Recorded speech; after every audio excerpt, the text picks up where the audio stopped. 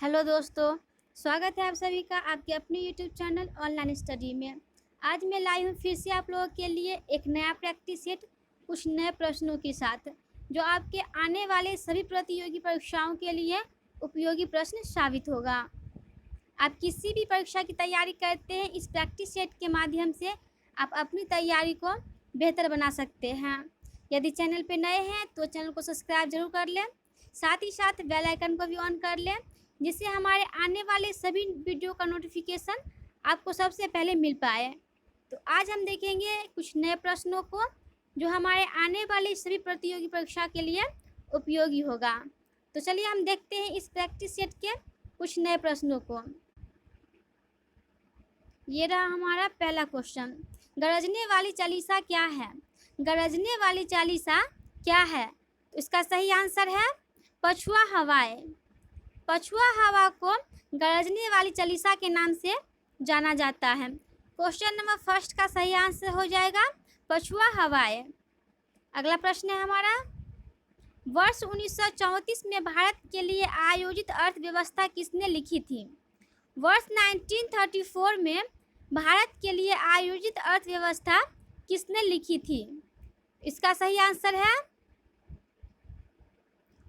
Sir M Visvesvaraya ने। Sir M Visvesvaraya ने वर्ष 1934 में भारत के लिए आयोजित अर्थव्यवस्था लिखने का कार्य किया था। क्वेश्चन नंबर सेकंड के लिए सही आंसर हो जाएगा ऑप्शन नंबर बी। अगला प्रश्न है, ऑपरेशन कुटीर ज्योति किससे संबंधित है? ऑपरेशन कुटीर ज्योति किससे संबंधित है? तो इसका सही आंसर होगा ऑप्शन नंबर एक, ग्रामीण विद्युतीकरण से। ऑपरेशन कुटीर ज्योति संबंधित है ग्रामीण विद्युतीकरण से, और इसका प्रारंभ किया गया था 1988-89 में। अगला क्वेश्चन है हमारा, पुरी स्थित विश्व प्रसिद्ध जगन्नाथ मंदिर किस वंश के शासक ने बनवाया था? पुरी यानी कि उड़ीसा आपका, पुरी स्थित विश्व प्रसिद्ध जगन्नाथ का मंदिर किस वंश के शासक ने बनवाया था? तो इसका सही आंसर होगा गंग वंश के शासकों ने। पुरी स्थित विश्व प्रसिद्ध जगन्नाथ का मंदिर गंग वंश के शासक ने बनवाया था। क्वेश्चन नंबर 4 के लिए सही आंसर है गंग वंश। अगला क्वेश्चन है हमारा, स्टील सिटी राउरकेला किस नदी के किनारे स्थित है? क्वेश्चन नंबर 5 है, स्टील सिटी राउरकेला किस नदी के किनारे स्थित है? तो इसका सही आंसर हो जाएगा ऑप्शन नंबर बी, ब्राह्मी नदी के किनारे, जो कि उड़ीसा राज्य में पड़ता है। स्टील सिटी राउरकेला कारखाना जो ब्राह्मी नदी के किनारे बना हुआ है। अगला प्रश्न है, निम्नांकित में से कौन सा बांध सबसे लंबा है? निम्नांकित में से कौन सा बांध सबसे लंबा है? तो इसका सही आंसर हो जाएगा हीराकुंड बांध। सबसे लंबा बांध है हीराकुंड बांध। यह भारत का ही नहीं बल्कि पूरे एशिया का सबसे लंबा बांध है हीराकुंड बांध, उड़ीसा राज्य में स्थित है। अगला प्रश्न है, उड़ीसा राज्य अपने नए स्वरूप में किस सन में बना था? उड़ीसा राज्य अपने नए स्वरूप में किस सन में बना था? तो इसका सही आंसर है 1936 में। 1936 में उड़ीसा राज्य अपने नए स्वरूप में आया था, 1936 में। अगला प्रश्न है, 1936 में उड़ीसा किस राज्य से अलग होकर अपने नए स्वरूप में आया था? 1936 में उड़ीसा राज्य किस राज्य से अलग होकर एक नए स्वरूप में आया था? तो इसका सही आंसर है बंगाल से।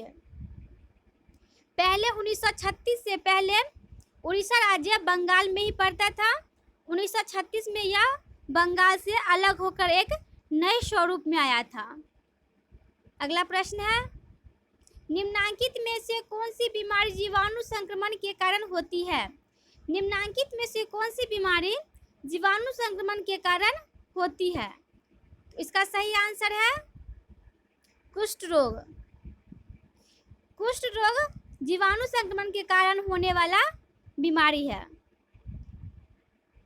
अगला प्रश्न है हमारा, भारतीय मुद्रा कहाँ विधिक रूप से मान्य है? भारतीय मुद्रा कहाँ विधिक रूप से मान्य है? इसका सही आंसर है नेपाल में। भारतीय मुद्रा विधिक रूप से मान्य है नेपाल में। अगला प्रश्न है हमारा, सीमांत गांधी के नाम से किसको जाना जाता है? सीमांत गांधी के नाम से किसको जाना जाता है? इसका सही आंसर है अबुल कलाम आजाद को। सीमांत गांधी के नाम से जाना जाता है अबुल कलाम आजाद को। अगला प्रश्न है, विश्व प्रसिद्ध पेंटिंग अंतिम भोज के पेंटर कौन है? विश्व प्रसिद्ध पेंटिंग अंतिम भोज के पेंटर कौन है? इसका सही आंसर है लियोनार्डो दा विंसी। प्रसिद्ध पेंटिंग अंतिम भोज के पेंटर है Leonardo da Vinci. Option number A हो जाएगा हमारा इस क्वेश्चन के लिए right answer, Leonardo da Vinci. अगला प्रश्न है, निम्न में से कौन से व्यक्ति देशबंधु के नाम से जाने जाते हैं? निम्न में से कौन से व्यक्ति देशबंधु के नाम से जाने जाते हैं? इसका सही आंसर है CR दास। देशबंधु के नाम से जाने जाने वाले व्यक्ति है CR दास। अगला प्रश्न देखते हैं, प्रार्थना समाज की स्थापना में निम्नलिखित में से किसने सर्वाधिक योगदान दिया था? इन 4 ऑप्शंस में से प्रार्थना समाज के स्थापना में किसने सर्वाधिक योगदान दिया था? तो इसका सही आंसर है आत्माराम पांडुरंग। सबसे महत्वपूर्ण और सर्वाधिक योगदान था आत्माराम पांडुरंग का। और प्रार्थना समाज की स्थापना करी गई थी केशव चंद्र सेन के द्वारा 1867 में। 1867 में केशव चंद्र सेन के द्वारा प्रार्थना समाज की स्थापना की गई थी, जिसमें सर्वाधिक योगदान था आत्माराम पांडुरंग का। अगला प्रश्न है हमारा, लक्ष्य क्या है? लक्ष्य क्या है? तो इसका सही आंसर है भारत का पहला स्वदेशी मानव रहित वायुयान। लक्ष्य है भारत का पहला स्वदेशी मानव रहित वायुयान। क्वेश्चन नंबर 15 के लिए राइट आंसर हो जाएगा ऑप्शन नंबर ए। अगला प्रश्न है हमारा, राष्ट्रीय विज्ञान दिवस कब मनाया जाता है? राष्ट्रीय विज्ञान दिवस कब मनाया जाता है? तो इसका सही आंसर है 28 फरवरी को। राष्ट्रीय विज्ञान दिवस मनाया जाता है 28 फरवरी को। रमन प्रभाव के उपलक्ष्य में 28 फरवरी को विज्ञान दिवस मनाया जाता है। अगला प्रश्न है, निम्नलिखित में से किस विद्वान ने सर्वप्रथम हड़प्पा सभ्यता के अवशेषों को खोजा था? निम्नलिखित में से किस विद्वान ने सर्वप्रथम हड़प्पा सभ्यता के अवशेषों को खोजा था? तो इसका सही आंसर है दयाराम साहनी ने। दयाराम साहनी ने सर्वप्रथम हड़प्पा सभ्यता के अवशेषों को खोजा था 1921 में। 1921 में सर्वप्रथम हड़प्पा सभ्यता के अवशेषों को खोजा था दयाराम साहनी ने।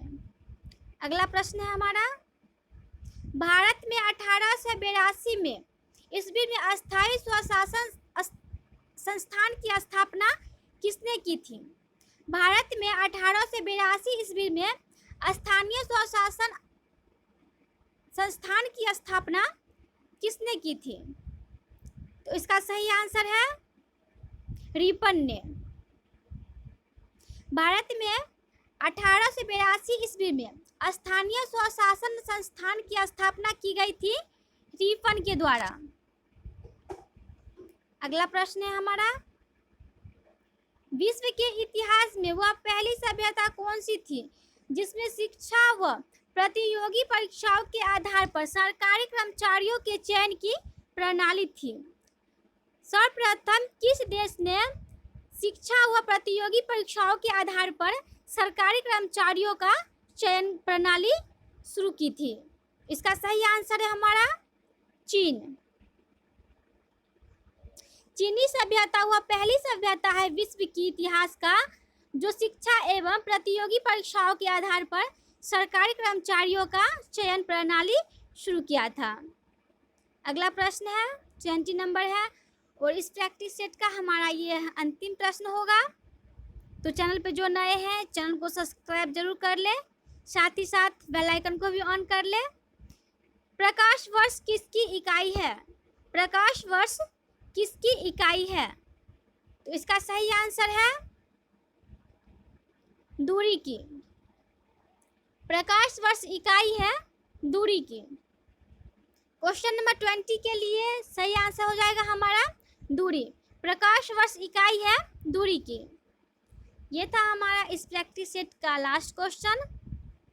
जो चैनल पे नए हैं चैनल को सब्सक्राइब जरूर कर ले, साथ ही साथ बेल आइकन को भी ऑन कर ले, जिससे हमारे आने वाले सभी वीडियो का नोटिफिकेशन आपको सबसे पहले मिलता रहे।